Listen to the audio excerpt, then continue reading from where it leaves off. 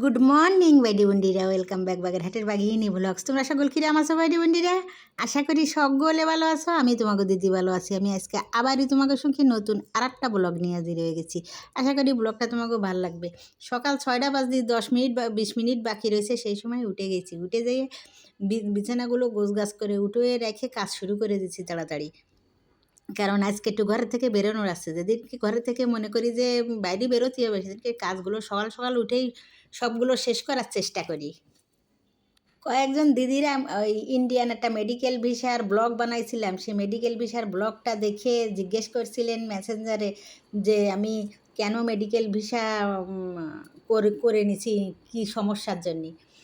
সমস্যা 40 বছর বয়সের পরে, বিশেষ করে আমরা বাঙালি মহিলারা যারা আছি, বিশেষ করে মানে আর কি বাঙালি যারা আমরা যেরকম বাঙালিরা অনিয়ম বেশি করি, সেরকম অনিয়ম বেশি করার দরুন হোক বা অন্য কোনো কারণে হোক, বাঙালিরা কিন্তু মহিলারাই বেশি অসুস্থ হয়।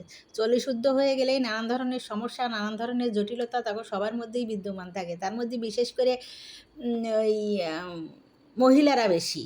ছেলেকেও যে নেই তা না, ছেলেকেও আছে, ছেলেগুলো কম থাকে অসুস্থতা বা ধৈর্যের ঘাটতি কম থাকে। ছেলেগো মেয়েগোই অধৈর্য বেশি হয়ে পড়ে সব ব্যাপারে। সব ক্ষেত্রে দেখা যায় যে যে বুন্ডিরা একটু সর্দি, একটু জ্বর, একটু সামান্য সামান্য সমস্যায় কাতর হয়ে পড়ে। আমি অবশ্য সামান্য সমস্যায় কোনো দিনও কাতর হয়নি, কারণ সামান্য সর্দি, সামান্য জ্বর আমার ছোটোবেলায় যে সময় হয়েছে, ওই সময় মা বাবারা কোনো সময় আমাগো জ্বর সর্দি বলে তারা আর কি সেটা যে কোনো রোগ সেই হিসেবে উপলব্ধি করিনি। আরও তার নাম দিছে হচ্ছে গা গরম। যেমন জ্বর যদি 100 2 থাকছে, জ্বর যতক্ষণে 2-এর উপরে 2 ঊর্ধ্ব না হবে ততক্ষণে সেটা জ্বর না, ততক্ষণে সেটা হচ্ছে আমাদের গ্রামের ভাষায়, আমাদের মা বাবার ভাষায় সেটা হচ্ছে গা গরম। গা গরম হয়েছে, জ্বর হই নেই, গা গরম গরম হয়েছে এবং গা গরম করতে তারে। তা আমরা ওইভাবে অভ্যস্ত, ওইভাবে আমাকে অভ্যাস। আমরা সামান্য সামান্য সমস্যা মনে করি নি। যদি বড় কোনো জটিলতা না আসে, সেই সব জটিলতা ছাড়া আমরা কোনো ধরনের রোগরে পাত্তা দেই না। এবং বড় কোনো সমস্যা যদি আসেও, সেসব সমস্যারেও আমি মাথা থেকে সরাইয়ে মানে আর কি সেই চিন্তা বাদ দিয়ে যে আমি ভালো আছি, এইভাবে চিন্তাধারা করার সবসময় চেষ্টা করি। কারণ আমি ভালো আছি, আমি ঠিক আছি, এবং ও সমস্যা কোনো সমস্যা না, এ সমস্যা কোনো ব্যাপার না, এই ধরনের মনোবৃত্তি নিয়ে, এই ধরনের মন নিয়ে যদি না চলা হয়, রোগে কিন্তু আরও কাতর করে ফেলে, আরও মানুষকে দুর্বল করে ফেলে। আমার সমস্যা হচ্ছে হাড়ের সমস্যা। যে বুন্ডিরা বা ভাইডিরা জানতে চাইছিলে যে কী জন্যে আমি মেডিকেল ভিসা করেছি, আগের ব্লগটা দেখে আমি মেডিকেল ভিসাটা করেছি হচ্ছে আমার হাড়ের সমস্যা আছে। হাড়ের সমস্যা মানে আমার বোন টিউমার আছে, সেই বোন টিউমারের চিকিৎসা বাংলাদেশে হবে না, এই জন্যে আমি ইন্ডিয়ায় যাওয়ার চিকিৎসার জন্য ভিসাটা করেছি। আজকে আমার এইখানে বাংলাদেশে অ্যাপার্টমেন্ট আছে বিকেলবেলা, তার জন্যে আমি সব কাজবাজগুলো সেরে নিচ্ছি, সব কিছু সেরে নিচ্ছি। সবসময় এমনভাবে আমি সংসারে হোক, যে কোনো জায়গায় হোক, নিজেরে রাখার চেষ্টা করি যে আমি যে একজন রুগী, আমি যে একজন অসুস্থ মানুষ, এইটা যাতে আমি ভুলে যাই এবং অন্য মানুষও যাতে উপলব্ধি করতে না পারে, এইভাবেই আমি থাকি।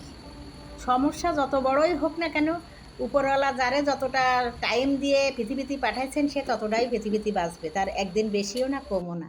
বাইরে প্রচণ্ডভাবে বৃষ্টি হচ্ছে, যত বৃষ্টিই হোক আমার বিকেলবেলা অ্যাপার্টমেন্ট, আমি রান্নাবান্নার সব কাজ সেরে নিয়ে বেরোয় পড়তেছি। তা তোমরা যারা বাইরে বুন্ডিরা অল্পতেই কাতর হয়ে পড়ো, তারা সবসময় চিন্তাভাবনা করবা যে যারা আমার থেকে বড় সমস্যায় ভুগতেছে, আমার থেকে বেশি সমস্যায় ভুগতেছে, এমনও লোক আছে যেগুলো আমাকে দেশে বসে, বাংলাদেশে বসে, জায়গায় বসে চিকিৎসা সম্ভব হচ্ছে না, বাইরের দেশে যাওয়ার প্রয়োজন পড়তেছে, অনেক টাকা খরচ করার প্রয়োজন পড়ছে তাগো, কিন্তু সেই রকমের তো তালিকার মধ্যে আমি নেই।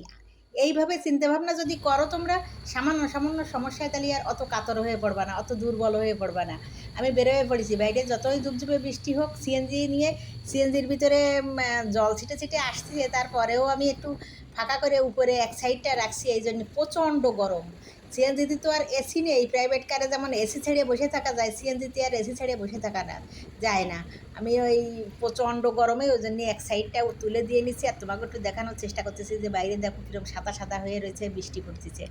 যত সমস্যা জটিলতা থাকুক আর যত সমস্যার মানে প্রবল হোক না কেন, সবসময় চেষ্টা করতে আমি ভালো আছি, আমি মানে আর কি ঠিক আছি, আমি অনেকের থেকে ভালো আছি। এটা যদি ভাবা যায়, নিজের মনের থেকে ঠিক করে নেওয়া যায়, তাহলে কিন্তু অনেকাংশেই ভালো থাকা যায়।